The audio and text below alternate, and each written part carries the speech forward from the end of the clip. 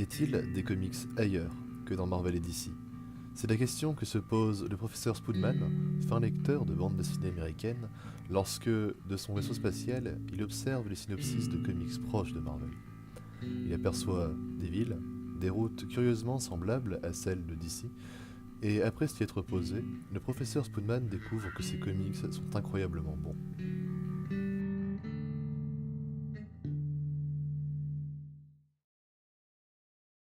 Bonjour à toutes et à tous, aujourd'hui on va essayer d'être sérieux, le plus possible en tout cas, car on arrive aux comics dont je voulais vous parler il y a 2 épisodes de Slide dont j'ai justement dû vous faire 2 épisodes pour vous y préparer. Ce comic, si vous ne savez pas lire et donc vous n'avez pas lu le titre et auquel cas je suis vraiment désolé pour vous, c'est Hellboy in Hell et je préfère vous prévenir maintenant, si vous comptez lire Hellboy et que vous ne voulez pas être spoilé, je vais essayer de ne pas trop en dire, mais je ne promets rien. En 1994, Mike Mignola le disait déjà, je sais comment je veux qu'Hellboy se finisse, reste plus qu'à tout mettre en place.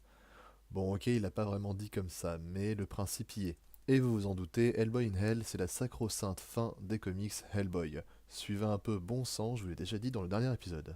Montez à bord de ma machine à voyager dans le temps, nous allons revenir en 2012. Après les événements de l'ultime tempête, The Fury en VO, le public est sous le choc. Ne vient-on pas de voir Hellboy mourir? Pourquoi aucun numéro d'Hellboy est annoncé ensuite? C'est simple. Mike Mignola avait réussi à mettre tout son univers en place. Anung Hunrama se retrouve alors au royaume des morts, plus précisément dans les limbes, puis à Pandemonium. Et débute alors l'arc magnifique d'Hellboy in Hell en décembre 2012. Mike Mignola prend ici les commandes de l'intégralité du scénario et des dessins, travaillant sans relâche pour pouvoir offrir l'une des plus belles œuvres jamais vues dans le monde des comics. Les 4 premiers numéros sortent mensuellement aux États-Unis et dans toutes les boutiques spécialisées du monde entier.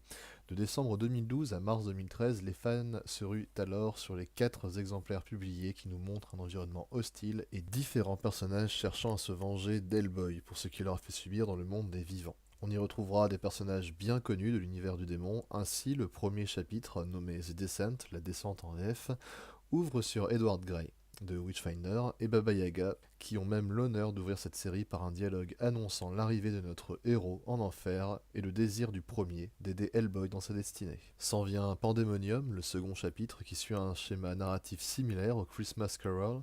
3 esprits viennent voir Hellboy pour lui montrer son royaume. On apprend alors que tous les démons se sont enfuis, apprenant son arrivée. Tous, sauf un. Satan. Premier esprit lui montre même jusqu'où Satan se cache. Deuxième esprit lui montre le forgeron qui construit l'armée des enfers qu'Hellboy fera marcher sur son nouveau royaume, et le dernier esprit le fait assister à sa propre naissance. Sa vraie naissance. Avant d'être ramené au présent par le démon Astaroth, qui l'accueille avec ces mots « Bienvenue chez toi ». Chapitre 3e démarre alors. Astaroth est l'oncle d'Anung-Unrama et tente de le persuader d'accepter son pouvoir et ainsi régner sur le royaume des morts. Une réunion de famille débute alors et un combat terrible fait alors rage entre Hellboy et ses frères. Après des explications et un terme à ce combat, Hellboy apprend que quelqu'un est entré en Pandemonium et a tué Satan. Quelques révélations plus tard, notre héros se retrouve une nouvelle fois dans les limbes. Le chapitre 4 s'ouvre sur Edward Grey qui sort Hellboy des limbes une nouvelle fois pour le ramener une nouvelle fois à Pandemonium, lui expliquant alors qui il est réellement et comment il s'est retrouvé ici. Le chapitre se terminera sur lui expliquant à notre démon qu'il est enfin libre car dans sa mort, personne ne cherche à prendre possession de sa main droite.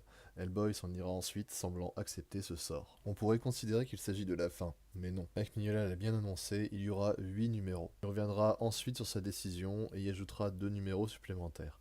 Il décide alors de prendre son temps, pour que les 6 numéros suivants soient les plus irréprochables possibles. C'est donc en décembre 2013 que sort le chapitre 5, Les 3 fouets d'or, qui semble oublier les notions de temps et de réalité. Dans une reprise d'un conte de Grimm, The Devil and His Grandmother, Le diable et sa grand-mère, Hellboy aidera alors un homme un peu confus à retrouver son âme qu'il avait vendue contre de la richesse.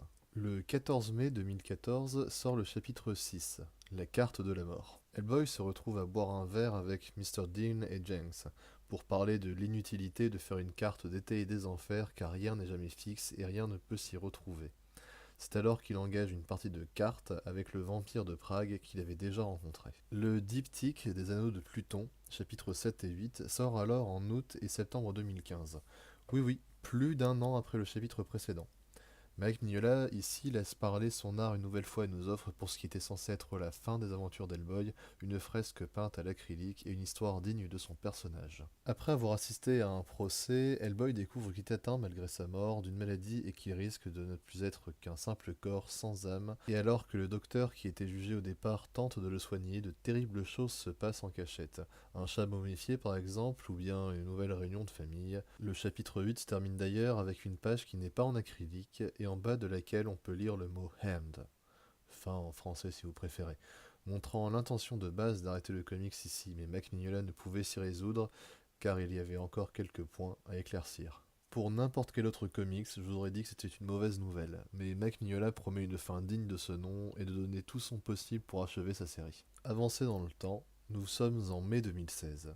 Le pénultième numéro d'Hellboy in Hell sort, La mariée espagnole. Hellboy fait face au démon furieux de la chute des enfers et de son rôle dedans. Et un nouveau membre de la famille fait son apparition.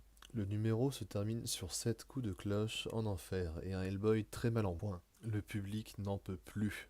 Quand sortira la suite? Comment se terminera Hellboy? Mac Mignola calma alors les ardeurs de son public en publiant le chapitre 10, pour qui sonne le glas un mois après, en juin 2016, 22 ans après le premier numéro de Hellboy. Le dernier chapitre est là. Magnifié par ses dessins et un final en apothéose, on y retrouve chaque élément qui ont fait la gloire d'Hellboy. Hellboy est devenu ce qu'il devait être. Avant de voir le mot fin apparaître, le comics s'arrête sur la première phrase de Bretton Holm, le père adoptif d'Hellboy sur Terre, en voyant Hellboy pour la première fois.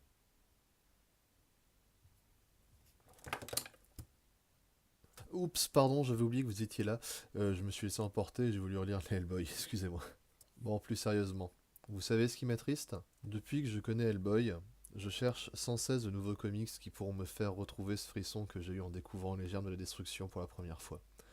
J'ai toujours accroché à cet univers et j'ai toujours aimé suivre les aventures de son personnage principal, au point d'acheter aussi bien les VF que les VO, et depuis peu les éditions collector, en espérant un jour pouvoir rencontrer l'homme qui a rendu tout cela possible, Mike Mignola, et le remercier d'avoir créé ce que beaucoup considèrent comme l'une des œuvres majeures du monde de la bande dessinée américaine. Et pour toutes ces raisons, j'envie ceux qui découvriront Hellboy pour la première fois. Je n'en dirai pas plus et j'en ai peut-être déjà trop dit, mais ça commence à faire long. Comme toujours, vous pouvez vous abonner pour ne pas manquer les prochaines vidéos.